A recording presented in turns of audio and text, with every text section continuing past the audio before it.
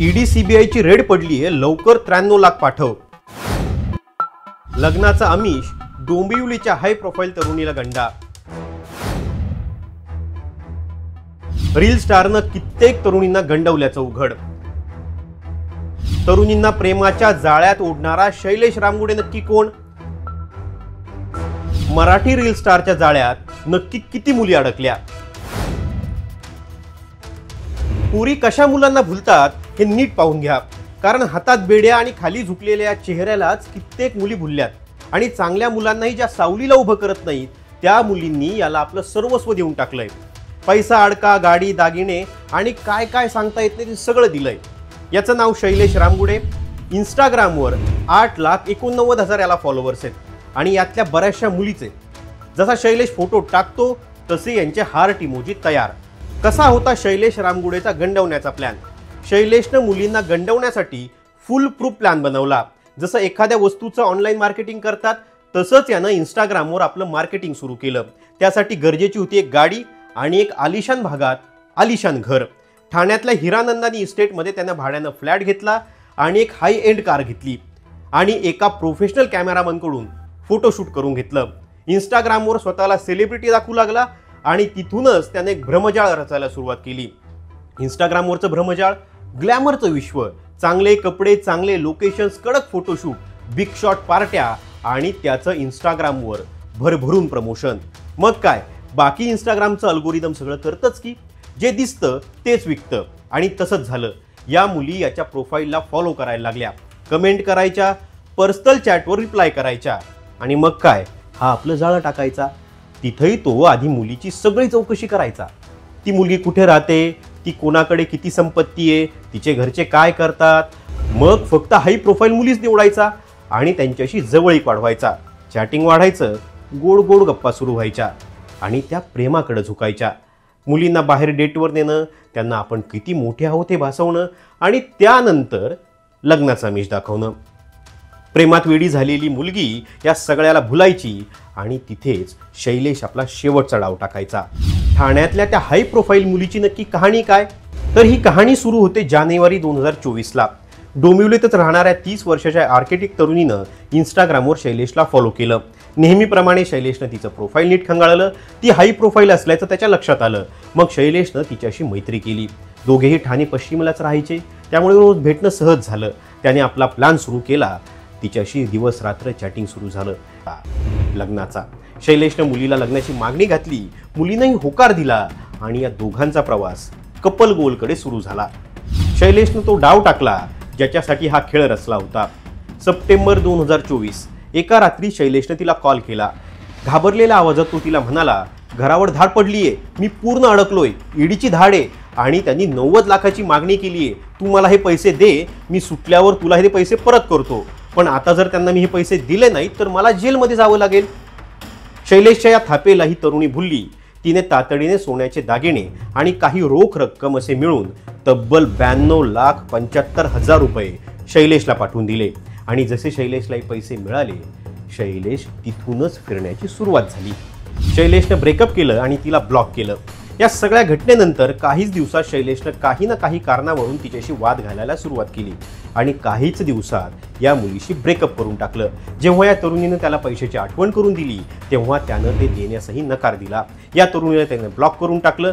दरम्यान हा झाला प्रकार तरुणीनं तिच्या वडिलांना सांगितला. तेव्हा त्यांना जबर धक्का बसला आणि त्यानंतर पीडितेसह तिच्या वडिलांनी ठाण्याच्या विष्णुनगर पोलिसात धाव घेतली.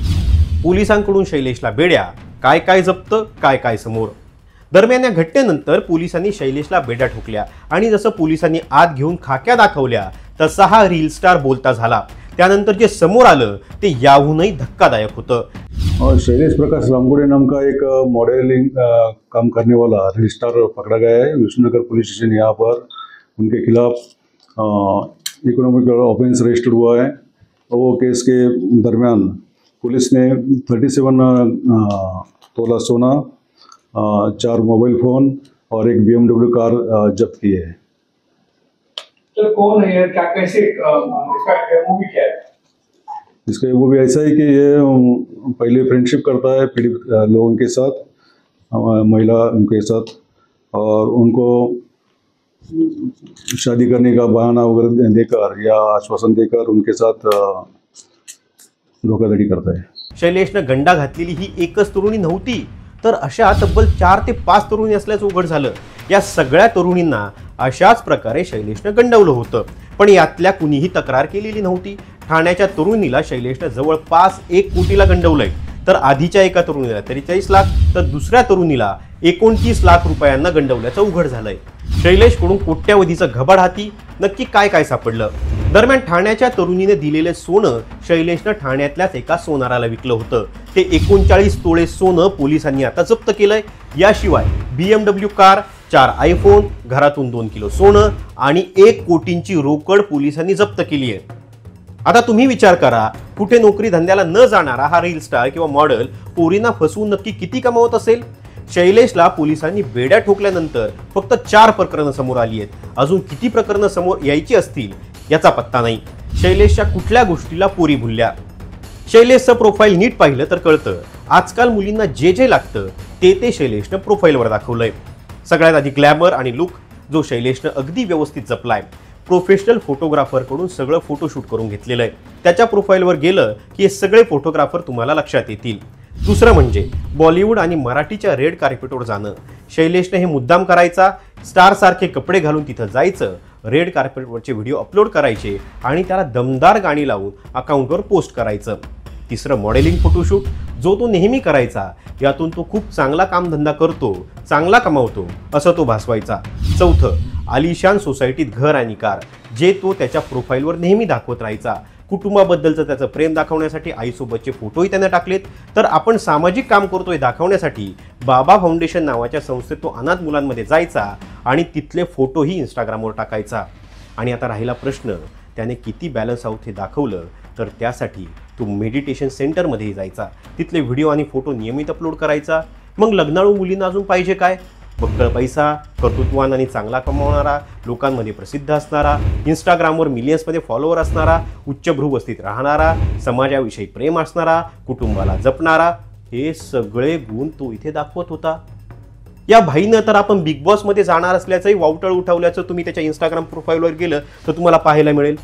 त्यामुळे आता तुम्हीच विचार करा, अशा भ्रमजाळाला कोण भुलणार नाही? आणि याचाच फायदा त्यांनी घेतला आणि सगळं जाळं रचलं। तुम्हाला काय वाटतं, सोशल मीडियाच्या या दुनियेत दिसण्यावरून खरंच लोक फसतात का? आणि तुमच्या आसपासच्या मित्रमैत्रीण, नातेवाईकांसोबत असा काही प्रसंग घडलाय का? आम्हाला कमेंट बॉक्समध्ये नक्की कळवा आणि हा व्हिडिओ तुमच्या त्या मित्रमैत्रिणींसोबत शेअर करा जे इन्स्टाच्या प्रेमात अगदी वेडे झालेत। धन्यवाद।